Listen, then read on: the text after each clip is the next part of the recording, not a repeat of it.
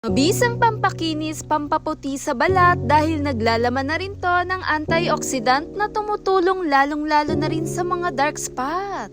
Kumuha lamang ako ng kalamansi, 1 piraso nga lang po ang aking kakailanganin. At heto nga po ay nakadepende sa dami ng ating kakailanganin. Maganda rin to gamit-gamitin kahit pa bago tayo maligo. Pagkatapos ko nga piga-pigain yung pinakakalamansi, tanggalin natin yung pinakabuto nito.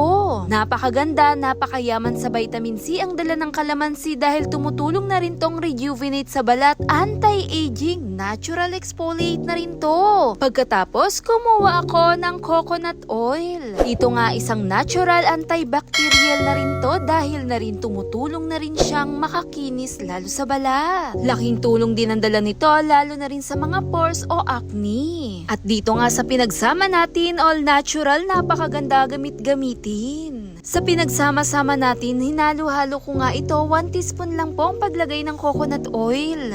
Dito nga sa dalawang pinagsama natin, nag-balance din ang tamang texture niya. Paggamit-gamit nga po nito, idampi lang din natin to sa ating balat, kumuha lang ng pinakabulak. Kaunting bulak, depende sa dami, pampalinis na rin to ng ating balat. Pwedeng-pwede sa mukha, saglit mo itong i-massage dahan-dahan.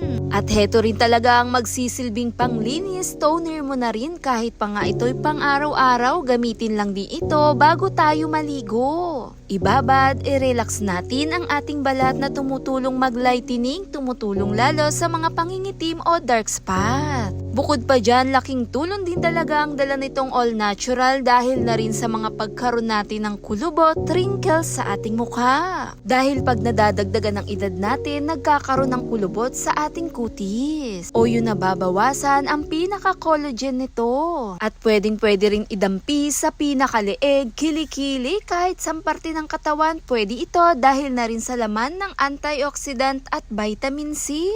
15 to 20 minutes, ibabad ito. Thanks for watching guys! Bye!